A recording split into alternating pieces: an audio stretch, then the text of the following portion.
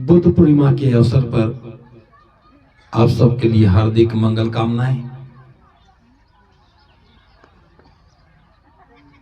इस बार हम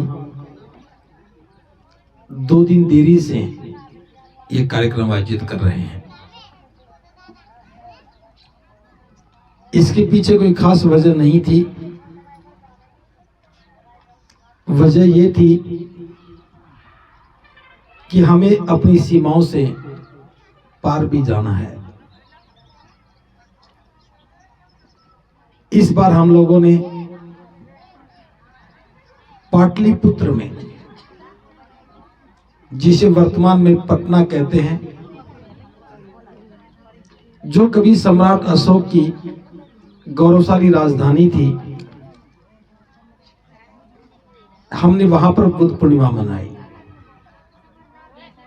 आप मंच पर जितने भिक्षु देख रहे हैं,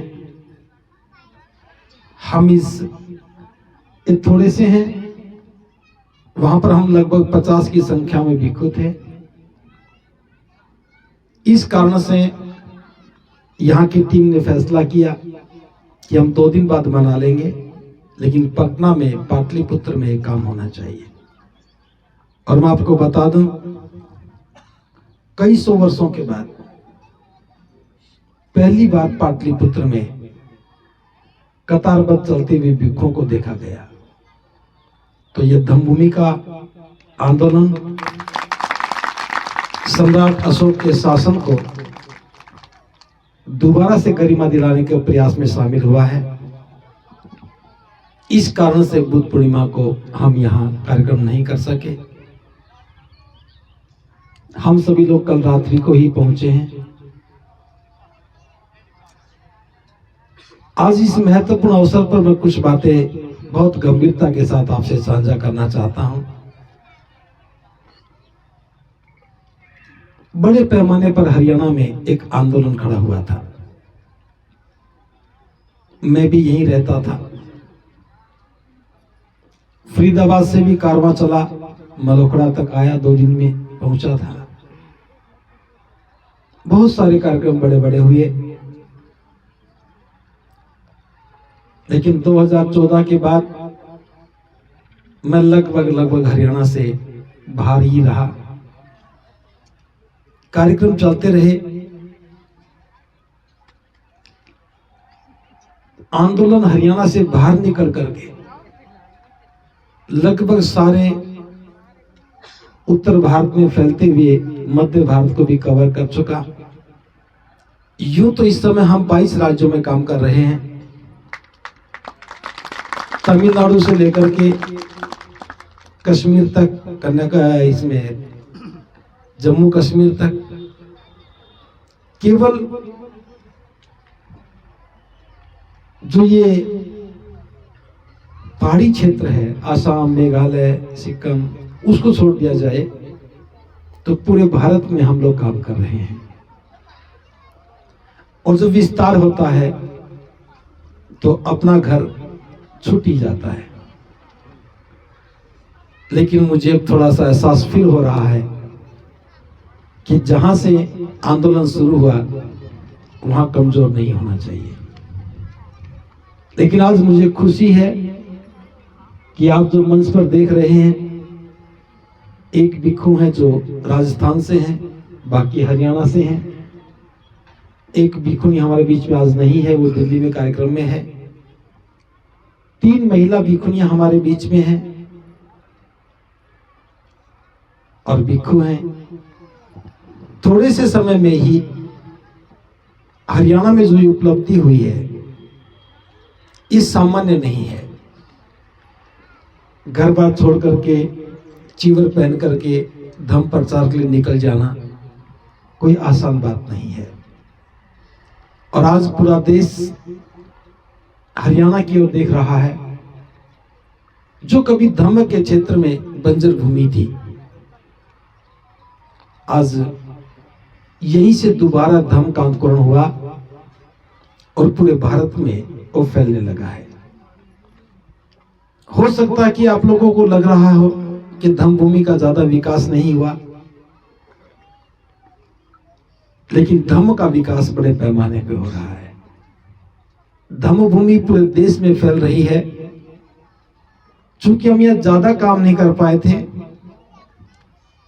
इसलिए बड़े कार्यक्रम हम लोग नहीं कर पा रहे थे, लेकिन अब पुनः हम दोबारा से हरियाणा को उसी तरह से तैयार करेंगे और अगला कार्यक्रम बहुत ही भव्य और विशाल कार्यक्रम होगा, ऐसी हमारी कामना है। मैं आज की बात 2 चरणों में पूरी कर रहा हूं। पहली बात तो बुद्ध पूर्णिमा क्या है ये हमें समझ में आना चाहिए, और उसके बाद हमें करना क्या है। एक तो आज का पर्व उत्सव है, उसके बारे में चर्चा करूंगा। दूसरी बात जो हमारी कार्य योजना है, मैं उस पर चर्चा करूंगा। बुद्ध पूर्णिमा एक उत्सव है, एक पर्व है, और पूरी दुनिया में मनाया जाने वाला पर्व है। यही एकमात्र ऐसा पर्व है जो पूरी दुनिया में मनाया जाता है। उसके पीछे कारण है। बैसाख माह की पूर्णिमा को सिद्धार्थ गौतम का जन्म हुआ। राजा शुद्धोधन के बेटे सिद्धार्थ का जन्म बैसाख माह की पूर्णिमा को हुआ। इसके बाद 29 वर्ष की उम्र में उन्होंने गृह त्याग किया और 6 वर्षों तक ज्ञान अर्जित करने के भिन्न भिन्न आयामों को छूते हुए, ध्यान साधना से अभ्यास करते हुए, काया क्लेश यानी कि शरीर को कष्ट देते हुए जो भी उपलब्ध मार्ग थे कि ऐसा करने से ज्ञान मिलेगा, सिद्धार्थ ने हर मार्ग को सीखा, जाना और प्रयोग किया। और 6 वर्षों के कठोर परिश्रम के बाद बैसाख माह की पूर्णिमा के दिन ही वो सम्यक संबुद्ध बने। उन्हें संबोधि प्राप्त हुई, ज्ञान की प्राप्ति हुई, और यूं कहें कि सिद्धार्थ बैसाख माह की पूर्णिमा को ही बुद्ध बने। और तीसरी बात, बुद्ध बनने के बाद 45 वर्षों तक गांव-गांव, नगर-नगर जाते जाते, विशाल भिक्षु संघ के साथ चलते चलते 45 वर्षों तक धम्म का प्रचार और प्रसार किया। अपनी कल्याणकारी देशनाओं से लोगों का कल्याण किया। जहां जहां से बुद्ध गुजरे, जहां जहां से उनका भिक्षु संघ गुजरा, वहां सारे के सारे लोग रूपांतरित होते चले गए। और 45 वर्षों की जीवन के सफर के बाद बैसाख माह की पूर्णिमा को ही उस दुनिया से विदा हो गए। उनका महापरिनिर्वाण हो गया। ये 3 घटनाएं हैं। सिद्धार्थ का जन्म होना, फिर सिद्धार्थ से बुद्ध बन जाना और उनका महापरिनिर्वाण हो जाना।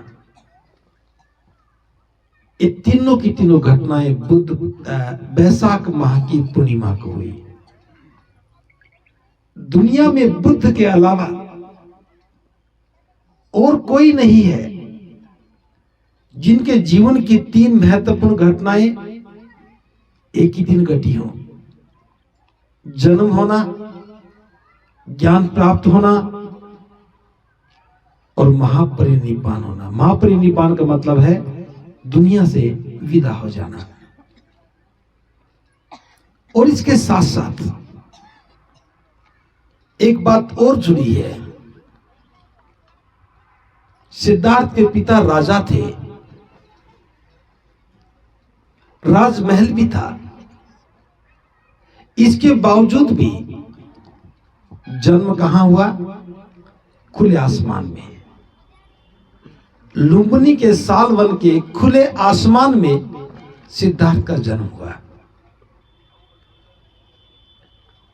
मुझे नहीं लगता कि किसी भी राजा के बेटे का जन्म कभी खुले आसमान में हुआ होगा।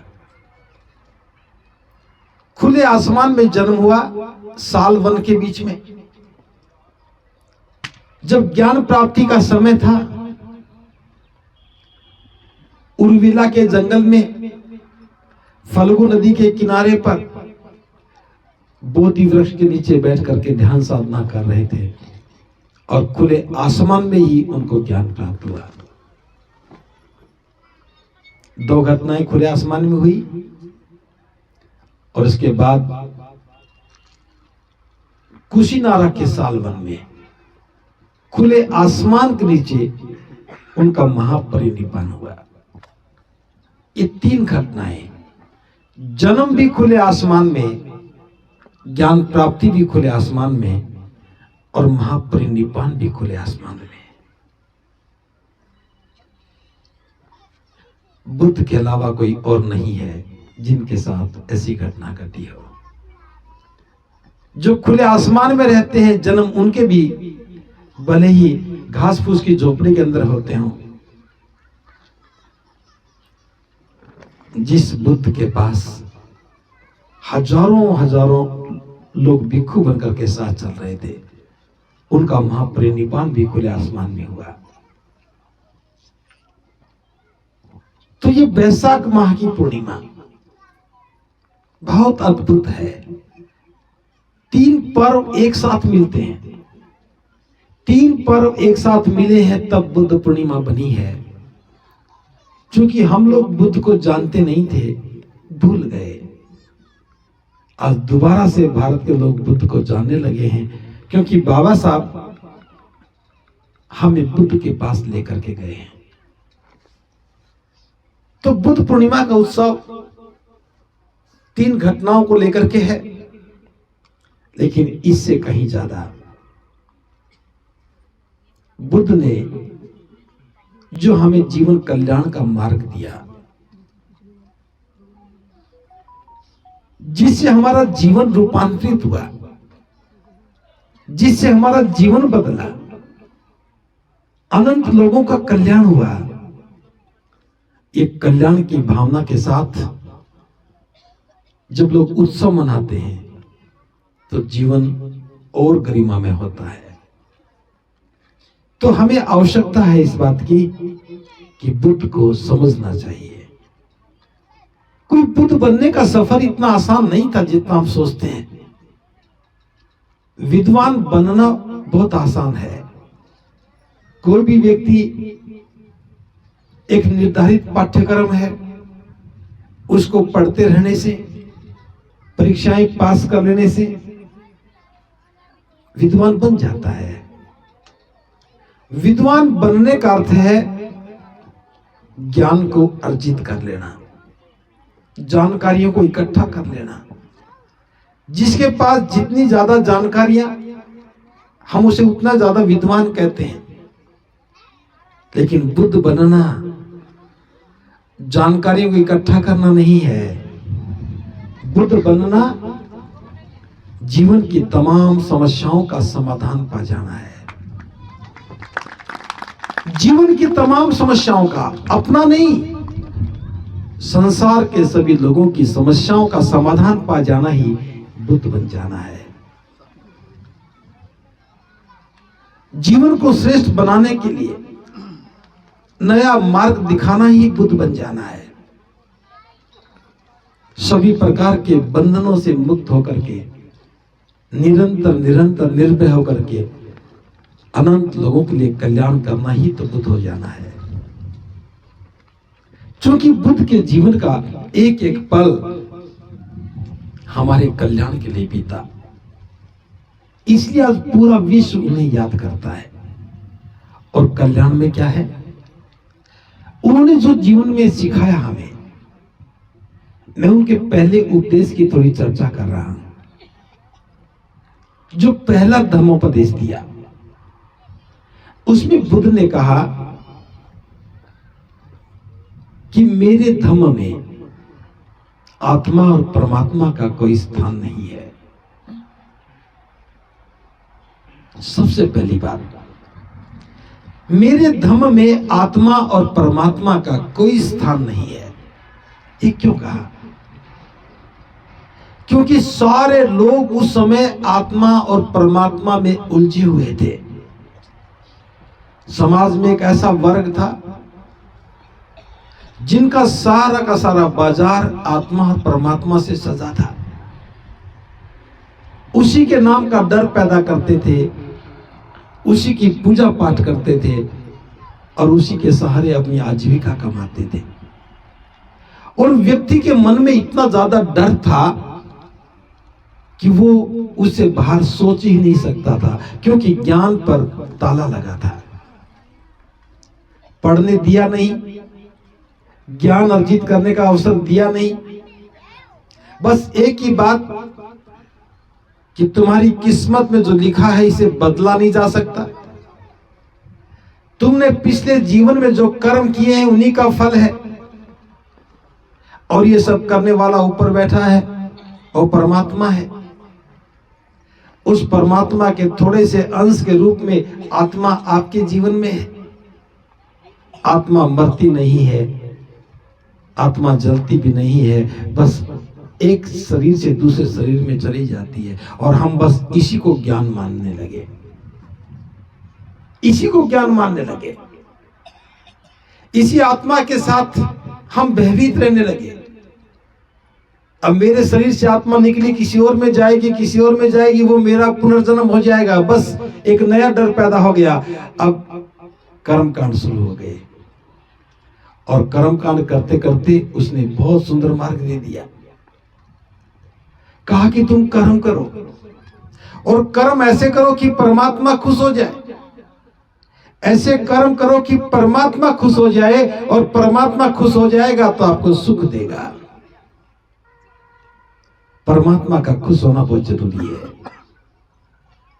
और वो खुश होगा तब सुख मिलेगा। अब परमात्मा खुश कब होगा, कैसे पता लगेगा? कि परमात्मा खुश हो गया पता कैसे लगेगा? वो बताने वाला भी वही था। सारा जीवन उलझ गया था जंजालों में, कर्म कांडों में उलझ गया था। तो बुद्ध ने देखा कि सुलझाना है तो पहले ये बताना पड़ेगा कि मेरे धम्म में आत्मा और परमात्मा का कोई स्थान नहीं है। जिक्र ही मत करो। बुद्ध ने कहा कि आत्मा परमात्मा का जिक्र मैं इसलिए नहीं कर रहा हूं क्योंकि इस विषय का जीवन निर्माण से कोई सरोकारी नहीं है। मेरा जीवन अच्छा बने, इसमें परमात्मा का क्या योगदान है? तो लोगों के मन में एक स्वाभाविक प्रश्न पैदा हुआ, तो फिर जीवन निर्माण कैसे होगा? जीवन सुखी कैसे होगा? यहां तो सारे लोग दुखी हैं, और दुख भी अनंत है। किसी के साथ कोई शारीरिक दुख है, कोई मन से दुखी है, कोई गरीब है इसलिए दुखी है, किसी को उम्र ज्यादा हो गई, बुढ़ापा है इसलिए दुखी है, किसी के घर में कोई प्रियजन मर गया इसलिए दुखी है, कोई संबंध टूट गए इसलिए दुखी है।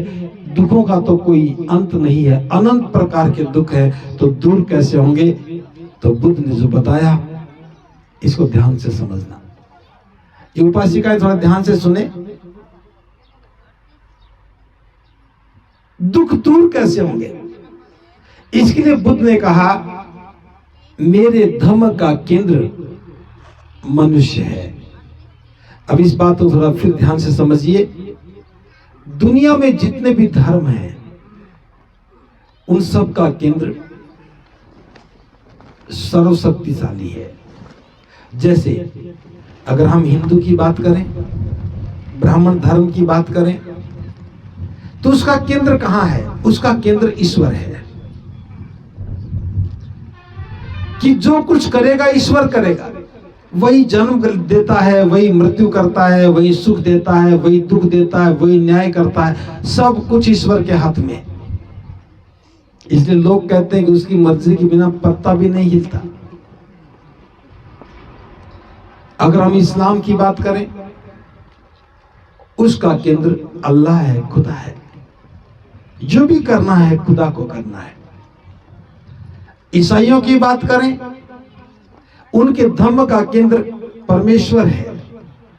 जो परमेश्वर करेगा वही होगा, गॉड करेगा वही होगा। उनके धर्म का केंद्र गॉड है।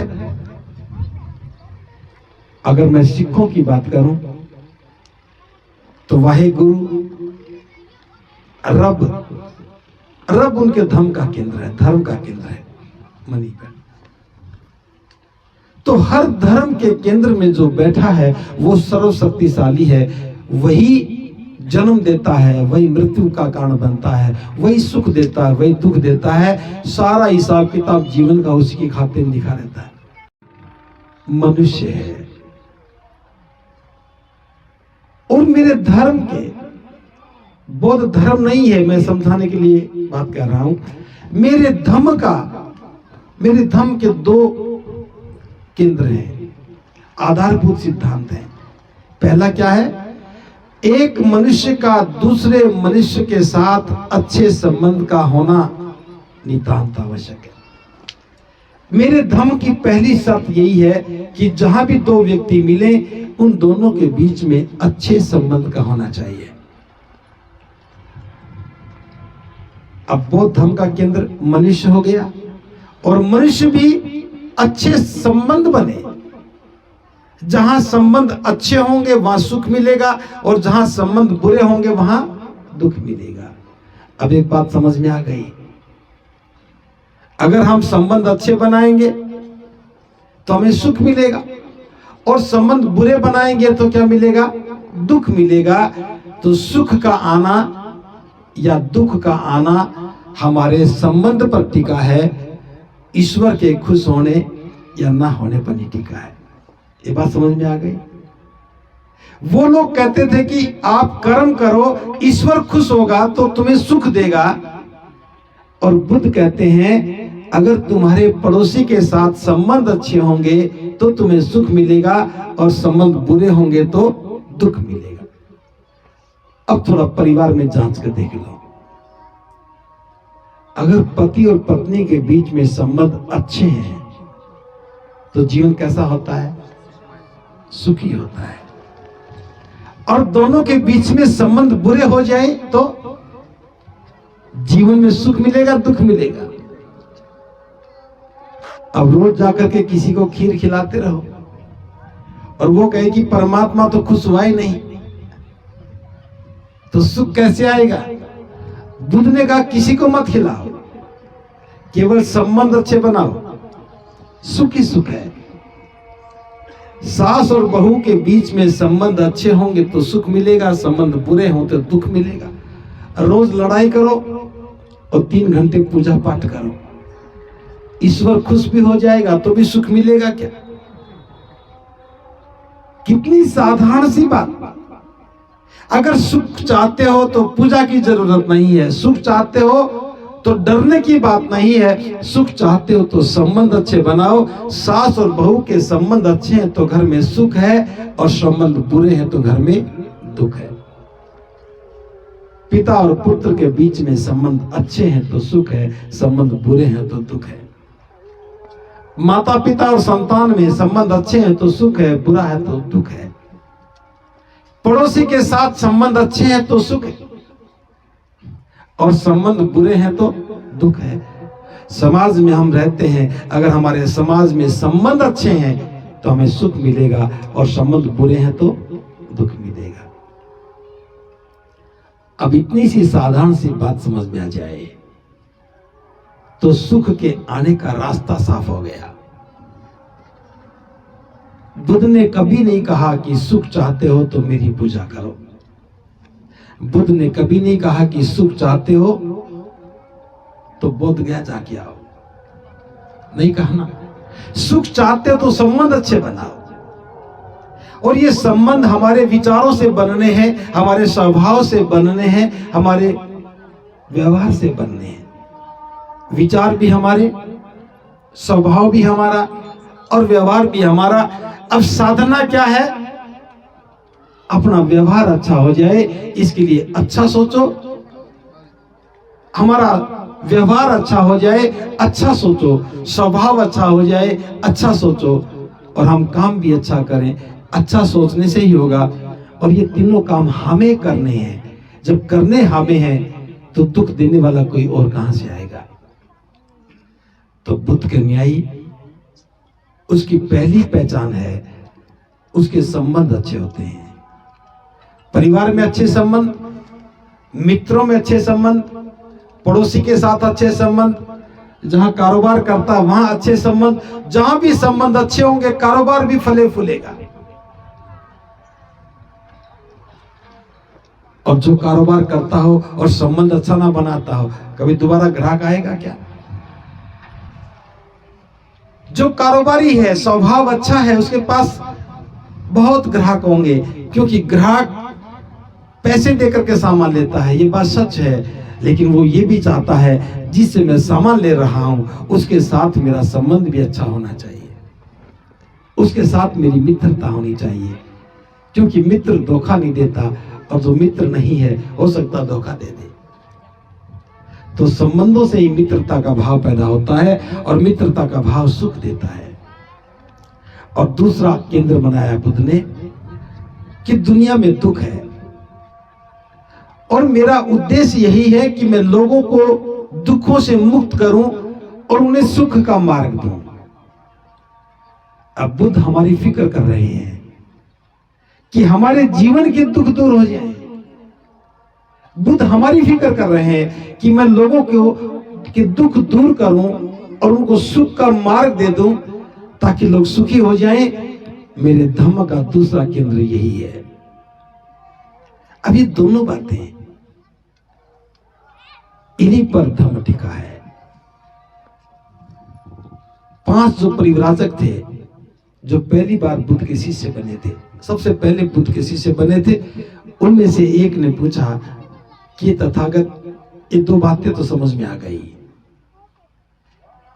कि आप जो शिक्षा दे रहे हैं ये दुख दूर करने का और सुख पाने का मार्ग है, लेकिन इस मार्ग पर चला कैसे जाए? तो बुद्ध ने कहा, इसके लिए 3 बातें समझनी है। पहली बात, शील पथ। शील पथ का मतलब है 5 बातें हैं।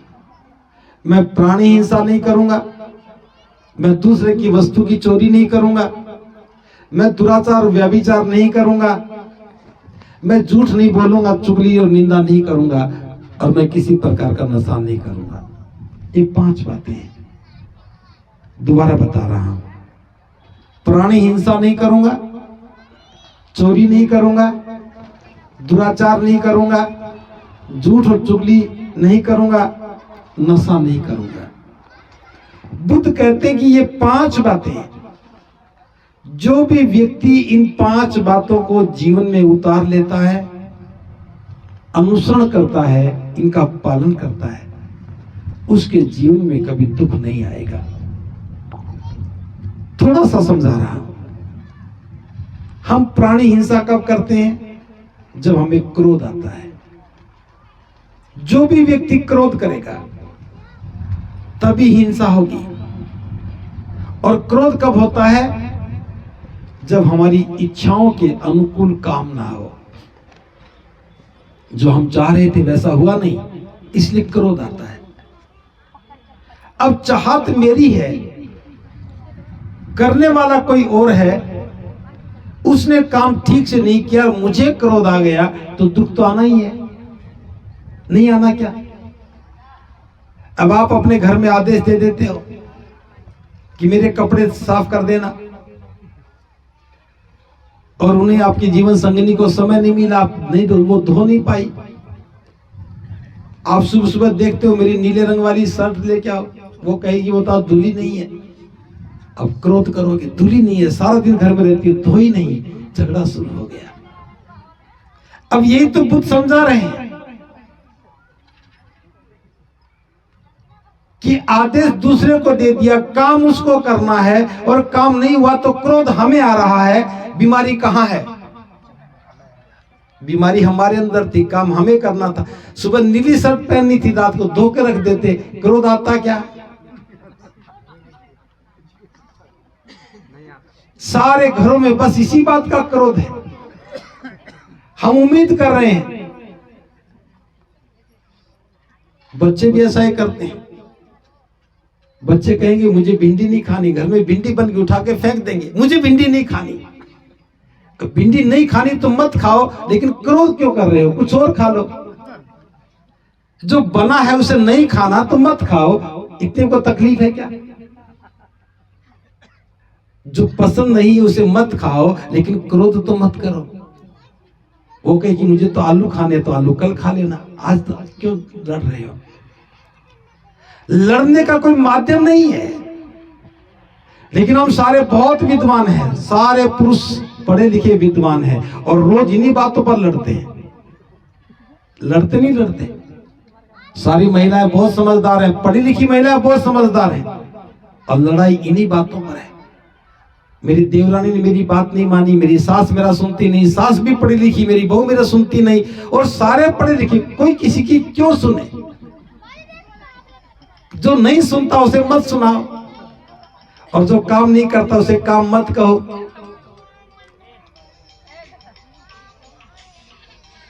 क्रोध को वश में करना बहुत आसान है, इतना आसान जैसे बच्चा पैसे लेकर टॉफी लेकर खा लेता है। जैसे टॉफी ले और खा लिया। क्रोध को खत्म करना इतना तो है, बस इतना अपेक्षा मत करो। मैं भी चाहता था कि यहाँ बहुत सुंदर कार्यक्रम हो। मैं चाहता था कि यहाँ 50,000 आदमी आए, आदमी 5,000 आए और मैं दुखी हो जाऊं। अरे 50,000 मैं चाहता था तो मेरे प्रयास कितने हैं 50,000 में? अगर मैं 49,000 में लेके आता तो मैं खुश होता। देखो मैं 50 चाहता तो 49,000 आ गए, 1,000 आपकी हो गई, खुश हो गए। खुश होने का कोई बहाना चाहिए क्या? लड़ने के लिए बहाना चाहिए, खुश होने के लिए किसी बहाने की आवश्यकता नहीं है, बस काम चाहिए। तो बुद्ध ने कितना सुंदर सिद्धांत दे दिया कि क्रोध मत करो। क्रोध नहीं करोगे तो हिंसा नहीं होगी, हिंसा नहीं होगी तो संबंध नहीं बिगड़ेंगे, और संबंध नहीं बिगड़ेंगे तो सुख मिलेगा। और अगर क्रोध करोगे तो हिंसा करोगे, हिंसा करोगे तो दुख मिलेगा। क्योंकि जब हम किसी को सताते हैं तो हमें भी डर लगता है कि वो भी मुझे मारेगा। सुख पाने का कितना सुंदर मार्ग दे दिया। दूसरा कहा कि मैं किसी की चोरी नहीं करूंगा। आप में से मुझे लगता है कि कोई भी चोर नहीं होगा। कोई चोर है? नहीं, चोरी करते भी नहीं है, ऐसा नहीं है। आप लोग चोरी भी नहीं करते हैं, चोर नहीं है, लेकिन ईमानदार भी है क्या?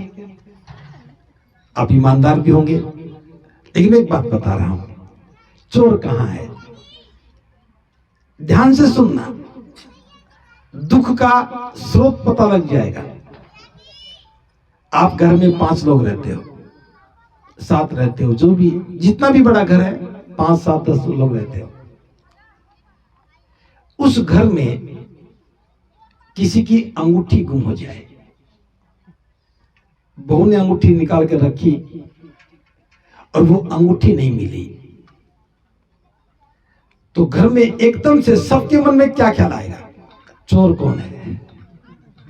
आएगा ना, चोर कौन है?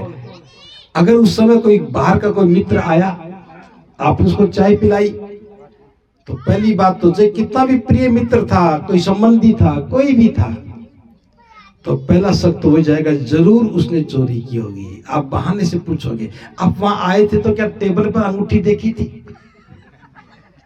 ओके, अंगूठी तो मैं तो देखी नहीं। सारा घर उसे चोर मानेगा। उसके बाद दूसरे नंबर पे चोर कौन है? अगर बहू की अंगूठी थी तो सास चोर है। घर में देवरानी है तो पक्का देवरानी ने चोरी की होगी। अगर अंगूठी सास की थी तो बहू चोर है। हम सभी लोग अपने अपने हिसाब से किसी न किसी को चोर मानने लग जाते हैं, और 1 सप्ताह तक वो नहीं मिली, और अचानक 1 सप्ताह के बाद पता लगे कि बिस्तर के नीचे रखी थी। अब सारे बैठ के हिसाब लगाओ कितने चोर थे उस घर में। कितने चोर थे? यही चोर है। ये भाव हमारे मन में है कि फलां व्यक्ति ने चोरी की होगी। अगर पिता और पुत्र हैं, दोनों ही है, तो भी पिता सोचेगा बेटे ने चोरी की, बेटा सोचेगा पिता ही चोर है।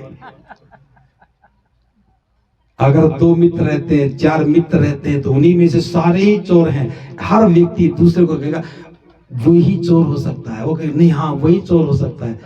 ये चोर हम हैं। चोरी नहीं करते वो अलग बात है। चोरी का भाव मन में होना ही दुख देता है। और जिस क्षण आपको लगता है कि मेरी सास ने चोरी की, मेरी बहू ने चोरी की, मेरी देवरानी ने की, मेरे भाई ने की, पिता ने की, माँ ने की, उस समय चोरी का भाव है। और चोरी का भाव आते ही संबंध बिगड़ते हैं। संबंध बिगड़ते ही दुख आता है, क्योंकि वहां विश्वास टूटने लगते हैं। जहां विश्वास टूट जाता है वहां संबंध बिगड़ जाते हैं।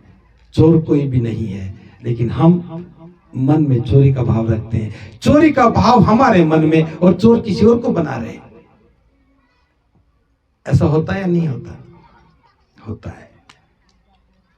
बस इतना सा समझ में आ जाए, अंगूठी थी नहीं मिल रही, पहली संभावना है कि वो कहीं धर रख करके भूल गई।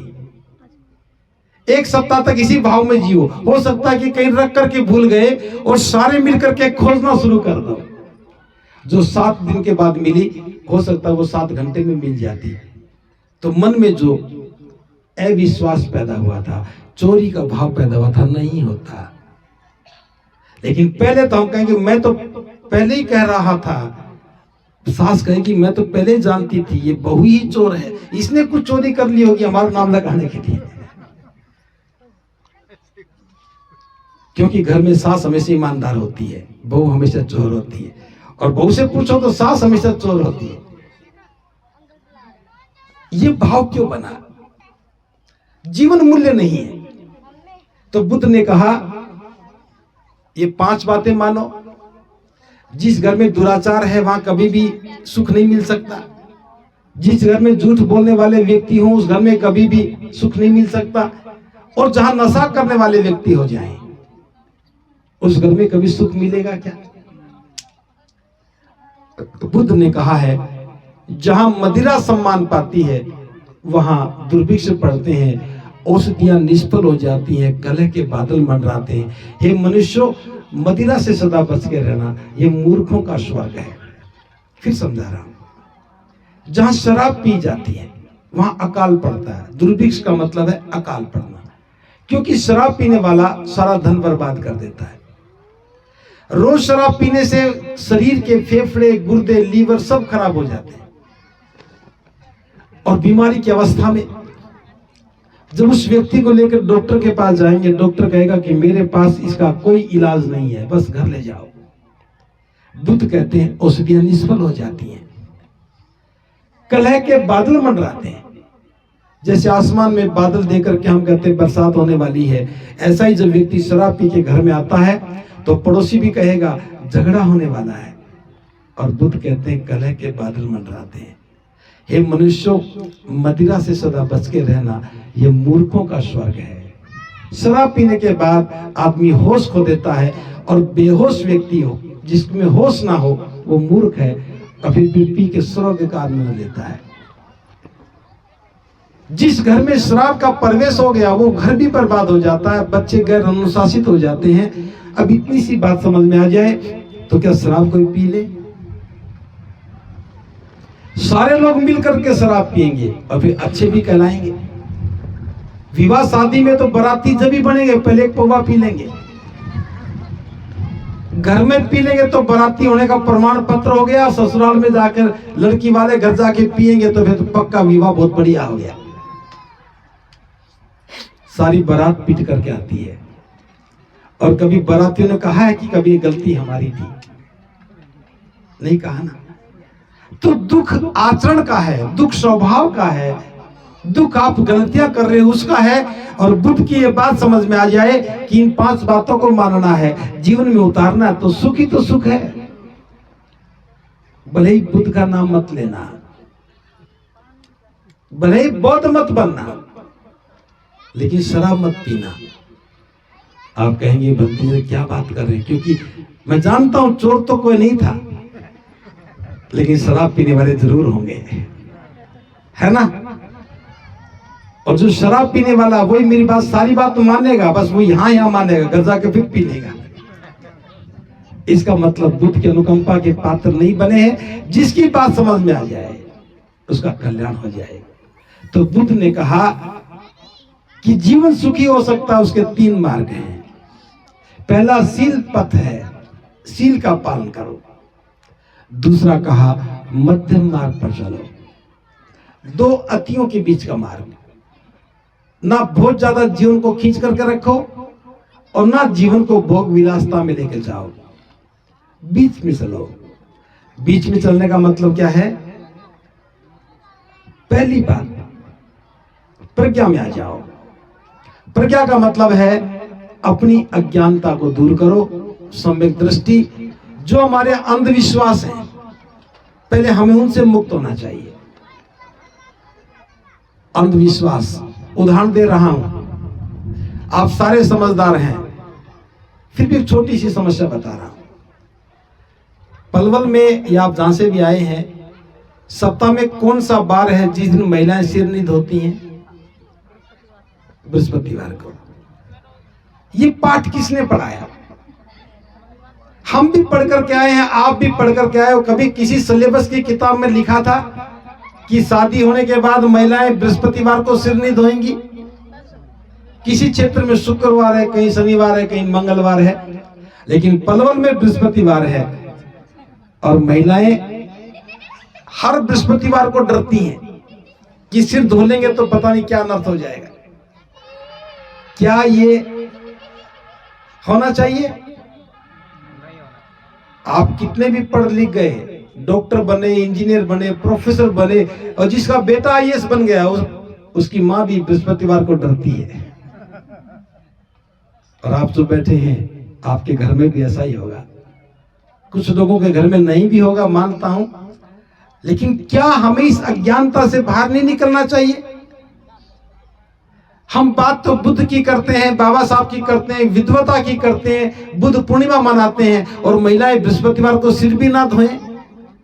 अगर बुद्ध पूर्णिमा बृहस्पतिवार को हो तो बिना नहाए आएंगी, और नहा करके भी आएंगी तो बिना सिर धोए आएंगी। आधा नहाना कोई सार्थकता है क्या? सोमवार को स्नान किया, कुछ नहीं हुआ, मंगलवार को सिर धोया, कुछ नहीं हुआ, तो बृहस्पतिवार को क्या हो जाएगा? लेकिन ये डर नहीं खत्म कर पा रहे। ये तो एक छोटा सा उदाहरण दिया है। आप घर से निकले अपने काम के लिए, आगे से बिल्ली गुजर गई, डरने लग गए। अब बिल्ली को क्या पता कि आप दिल्ली जा रहे हैं? बिल्ली अपना काम कर रही है, आपको दिल्ली जाना था, घबरा बिल्ली से गए। कहते बिल्ली रास्ता काट गई। और आज तक मैंने कभी भी बिल्ली को रास्ता काटते हुए नहीं देखा। हाँ, रास्ते से गुजरते हुए देखा। बिल्ली को अपने भोजन की तलाश है, इस घर से उस घर में जाना है, आपको अपने भोजन की तलाश थी, आपके नौकरी पे जा रहे हो, लेकिन डर बिल्ली से रहे हो, बिल्ली रास्ता काट गई। और उपाय भी महिलाओं के पास है, वो कहेंगे वापस आ जाओ, एक गिलास पानी पी लो। क्यों? थोड़ी सी देर बस इस घड़ी को टाल दो। अगर कुत्ते ने कान फड़फड़ा दिए, अब कुत्ता अपना काम कर रहा है, कोई मक्खी उसे तंग कर रही थी, कुत्ता अपने कान से मक्खी उड़ा रहा है और घबरा आप रहे हो। ज्ञानवान कितने भी हो, कुत्ते के कान फड़फड़ाने से आप भी हिल जाते हो। होता नहीं क्या डर?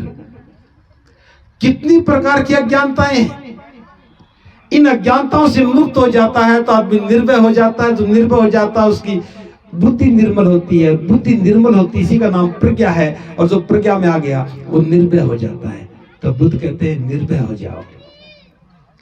जब निर्भय रह करके निर्णय करेंगे तो जीवन सुखी हो जाएगा, और डर करके फैसला करोगे जीवन दुखी हो जाएगा। दूसरा चरण शील का है, अपनी वाणी को मधुर बनाओ। वाणी मधुर होगी तो स्वभाव भी अच्छा होगा, व्यवहार भी अच्छा होगा। स्वभाव भी अच्छा है, व्यवहार भी अच्छा, वाणी भी मधुर है तो संबंध भी अच्छे होंगे, तो सुख मिलेंगे।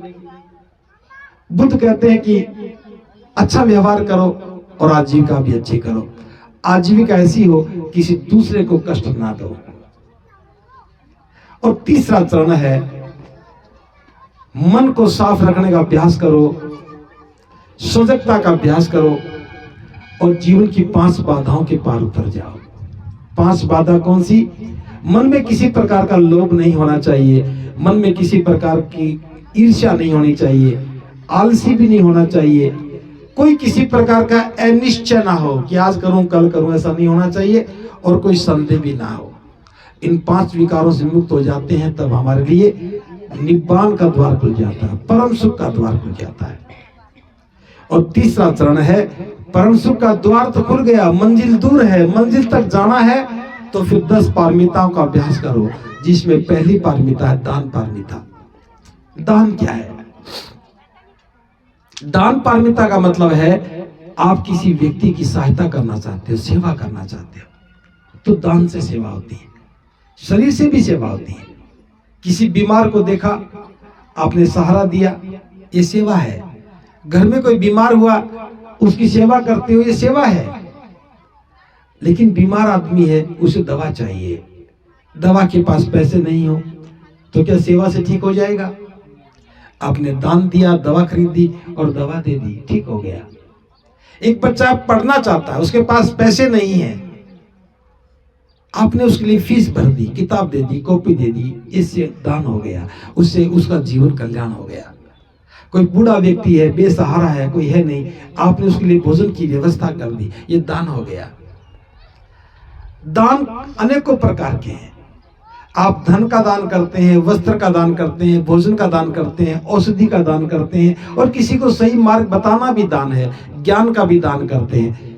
तो जो व्यक्ति लगातार दान करता है, दूसरों का कल्याण करता है, उसका भी कल्याण होता है। हम दूसरों की सहायता करते हैं, हमें खुशी मिलती है। आप किसी को दुखी देख करके उसकी सेवा करते हो, सुख मिलता है, और उस सुख से धम भी आगे बढ़ता है। आपने गुरुद्वारे देखे होंगे, देखे हैं ना? हर गुरुद्वारे में लंगर चलता है। कौन खाता है? वो कोई पूछने नहीं आते कि तुम भूखे हो तो खाना खा लो। उन्होंने एक व्यवस्था दी कि किसी को भी भूख लगे और अगर वहां से गुजर रहा हो तो उसे गुरुद्वारा याद आना चाहिए। जिस भी व्यक्ति को भूख लगे उसे गुरुद्वारा याद आए और वो गुरुद्वारे में चला आए, हमारा दिया हुआ दान वो भोजन के रूप में ग्रहण करे, उसका कल्याण होगा, और उस कल्याण में हमारी खुशी है। जब भी कोई आपद आती है तो गुरुद्वारे भोजन की सेवा करने के लिए आगे आते हैं। किसान आंदोलन चला, गुरुद्वारे सेवा करने के लिए आगे आए। ये सेवा का भाव दान से ही पूरा होता है। और हम लोग बुद्ध की शरण में आने के बाद अगर दान पारमिता का अभ्यास नहीं करेंगे तो हमें कभी सुख की अनुभूति नहीं होगी। अब ये दंपति हमारे बीच में है, नाम क्या है? संदीप जी, सोनीपत के रहने वाले हैं, फिरोजपुर जिरगा में कारोबार करते हैं। कई बार धम्मभूमि में आए हैं, मैं भी 2-3 बार मिला हूं। इन्होंने देखा कि यहां कूलर नहीं है, देखा कि यहां फ्रिज भी खराब है, और यहां निरंतर खाना बनता है। अपनी दान पारमिता के प्रभाव से लेकर के आए। कितने लोग यहां आए होंगे जो आटा लेके आए होंगे, कितने लोग यहां पर खाने पीने की सामग्री लेकर के आते हैं। ये सब दान पारमिता का प्रभाव है। हम लाखों लोगों को साल में खाना खिलाते हैं और हमारे पास राशन का ढेर लग जाता है। इस बार आगरा में 50,000 से ज्यादा लोगों ने खाना खाया और हमारे पास 24 क्विंटल आटा बच गया। 24 क्विंटल, और 3 क्विंटल आटा अलीगढ़ में बच गया। हमने कहा उनको कहा वहीं रख लो।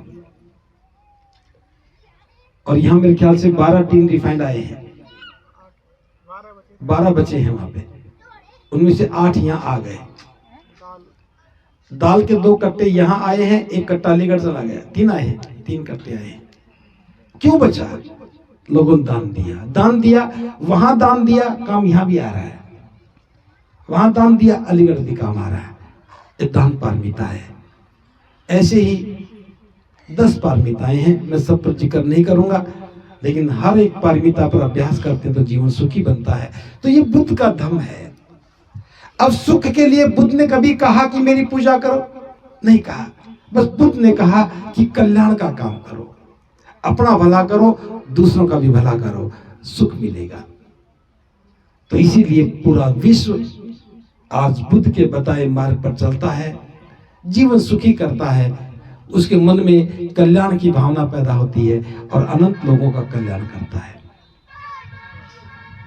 तो ये इसी भाव में हम बुद्ध पूर्णिमा मनाते हैं, पूरी दुनिया के लोग मनाते हैं। तो हमने सोचा कि हरियाणा के लोगों को भी इससे वंचित नहीं होना चाहिए, यह कार्यक्रम किया। दूसरी बात जो मैं बताना चाहता हूं, जो दूसरे चरण की मैं बात करना चाहता हूं, वो हमारी कार्य योजनाओं की बात है।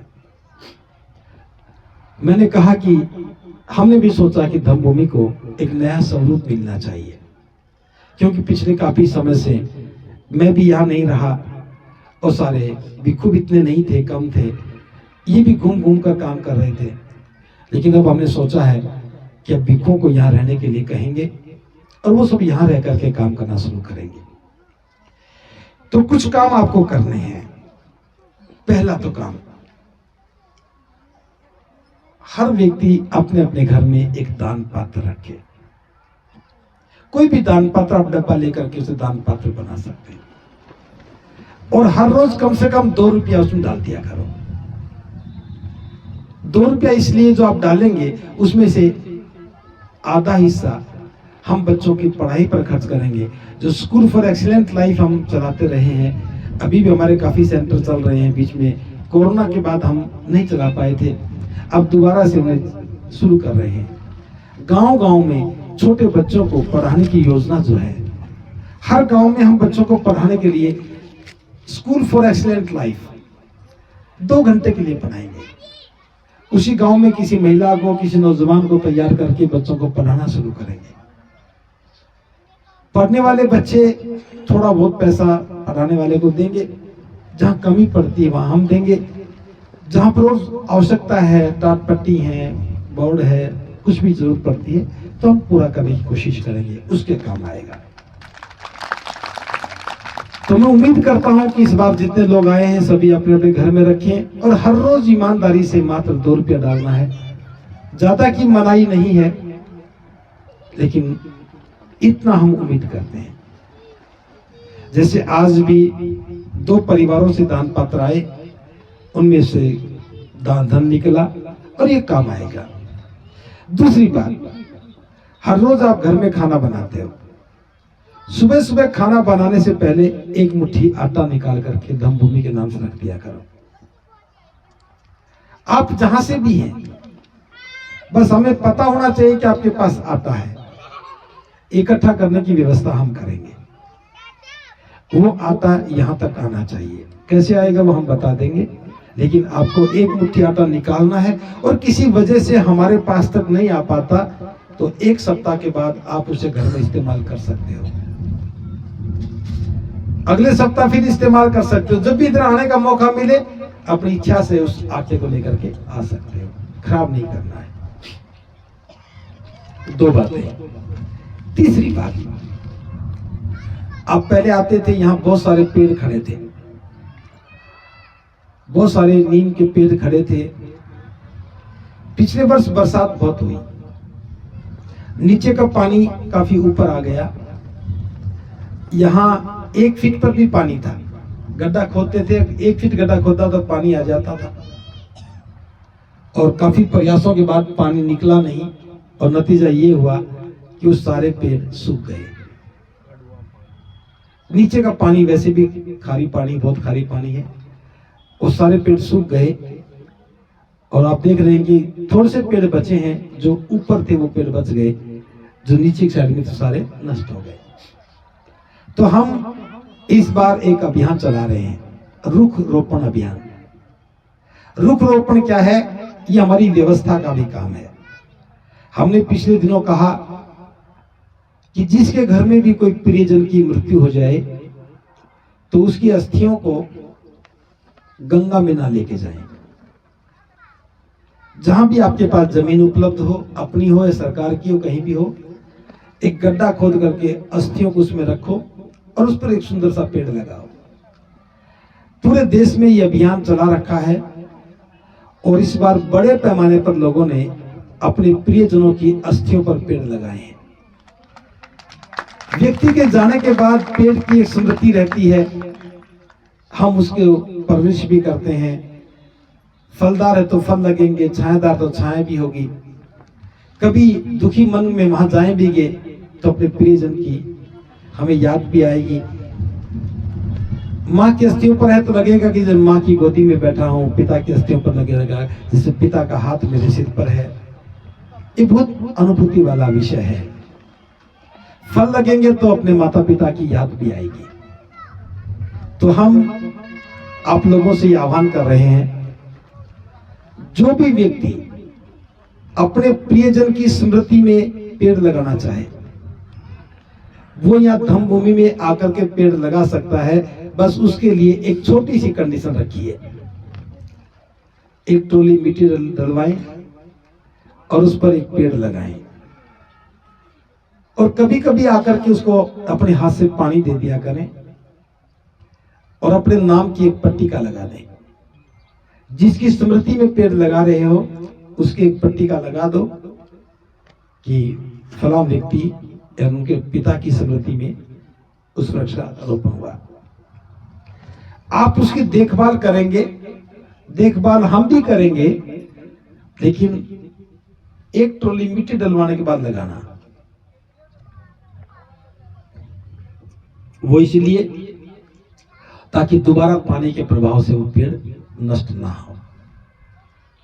अगर किसी के प्रियजन अभी जिंदा है और फिर भी पेड़ लगाना चाहते हैं, उसका भी उपाय हमारे पास है। देखो, दुनिया में जाना सबको है, सबको जाना है ना। समय पता नहीं कब आएगा, लेकिन जाना सबको है। तो भी आप अपने जीवित माता पिता की स्मृति में भी पेड़ लगा सकते हैं। किसी की भी स्मृति में लगाइए। और जो दुनिया से चले जाएंगे तो हम उनकी अस्थियां उन पेड़ के नीचे ही लगा देंगे। उसके लिए हम उपाय बना देंगे, एक मिट्टी का बर्तन पहले नीचे लगा कर रखेंगे ताकि उनकी अस्थियां वहां रखी जा सके। ये बौद्धों की परंपरा जीवित होनी चाहिए। तो यहाँ जितने भी लोग पेड़ लगाना चाहें, अगस्त के महीने से आप पेड़ लगाना शुरू कर सकते हैं। हम एक तारीख बताएंगे, रुख रोपण हम यहाँ उत्सव मनाएंगे। बरसात शुरू होने के बाद हम ये काम करेंगे। तो जिसे भी अपने माता पिता की स्मृति में पेड़ लगाना है वो हमें अपना नाम लिखवा सकते हैं ताकि हम उनको फोन करके बता सके। आप अपने जीवित माता पिता की स्मृति में भी पेड़ लगा सकते हैं। तो ये काम हमें करना ताकि दोबारा से ये परिसर बहुत सुंदर हरा भरा बन सके। तीसरी बात, क्योंकि धम्म कल्याण का विषय है और कल्याण किसका? जरूरतमंद व्यक्ति का, जो अभावग्रस्त है, हमें उसका कल्याण करना है। और धम्म का प्रभाव यही है कि हम किसी भी दुखी आदमी को सुख देने का प्रयास करते हैं। हमारे समाज में गरीबी भी है और बहुत सारे लोग अपनी संतान की शादी करने के लिए कर्ज लेके शादी करते हैं। और कर्ज भी किस लिए? वो कर्ज का पैसा ना तो लड़के के काम आता ना लड़की के काम आता है। बैंड वाला, टेंट वाला, और वो सब उसी में खर्च हो जाता है। हमने ये योजना बनाई थी, काफी विचार विमर्श किया, लेकिन लागू नहीं कर पाए थे। हमारे सभी बुद्ध विहारों में शादियां शुरू हो गई। अलीगढ़ में भी हर महीने कई शादियां हो जाती हैं। दोनों परिवार आते हैं और शादी करके चले जाते हैं। आगरा में भी लगातार चलता रहता है और धम्मभूमि में भी 2-3 महीनों में शादियां हो जाती हैं। लेकिन इस बार मैं चाहता हूं कि इस आंदोलन को हम और बढ़िया बनाएं। प्रत्येक माह की पूर्णिमा को, जो भी पूर्णिमा आती है, हम उस दिन यहां एक छोटा सा कार्यक्रम रखा करेंगे। उस कार्यक्रम में कोई भी अभिभावक आकर के अपनी संतान की शादी कर सकता है। उसके लिए खाने पीने की व्यवस्था हम ही करेंगे। और खाने पीने में हम क्या करते बता देता हूं। अच्छे चावल बनेंगे, चावल के साथ छोले या दाल बनेगी, पूड़ियां बनेगी, आलू की सब्जी बनेगी। जो आज खाओगे वही हम उस समय खिलाएंगे। खीर जो है वो बनाए दोगे, लेकिन हम चाहते हैं कि जिनकी शादी हो वो खीर बना लें, तो इस पुण्य में उनका भी योगदान हो जाए।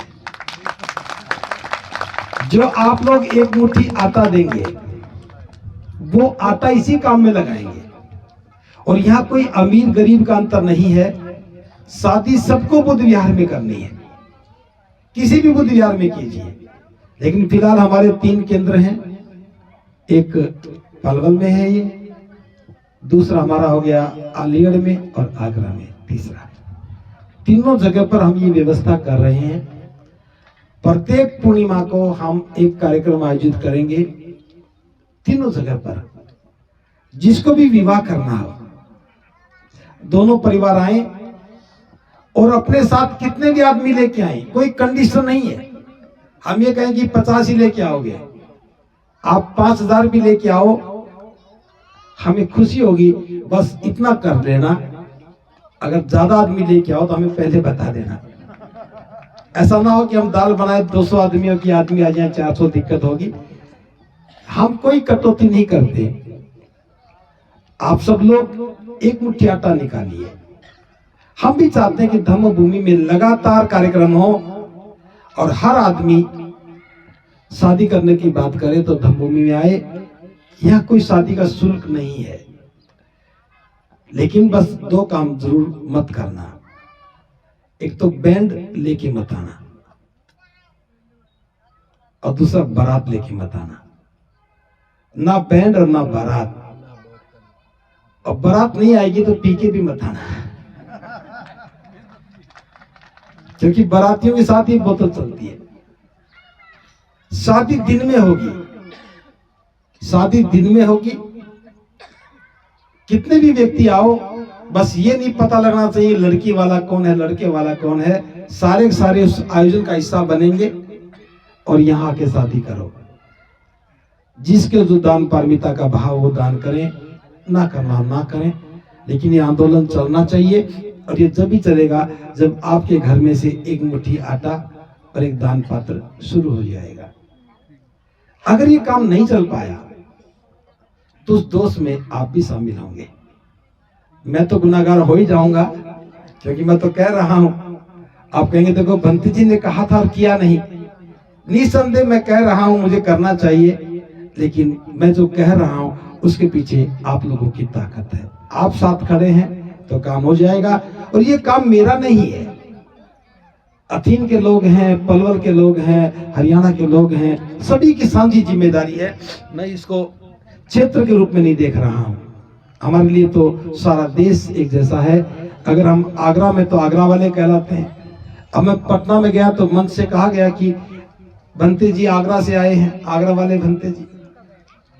हमें क्या फर्क पड़ता है हम कहां से हैं।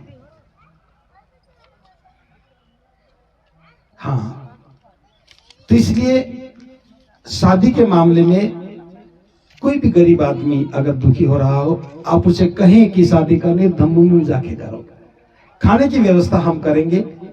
1 साल तक तो मैं सोचता हूं कि हम इस काम को कर पाएंगे। उसके बाद आप साथ खड़े हो जाएंगे तो कुछ चिंता की बात नहीं है। और पेड़ जरूरी नहीं कि आप मरने के बाद ही लगाओ, अपनी शादी की सालगिरह पे भी लगा सकते हो, अपने जन्मदिन पे भी लगा सकते हो। पेड़ लगाने के लिए कोई समय नहीं है। बलबीर जी ने कहा कि जन्मदिन पर भी पेड़ लगाएं, तो मुझे लगता है कि ये भी पेड़ लगाएंगे। 25 मई को इनका जन्मदिन है और ये 25 मई को एक पेड़ लगाएंगे।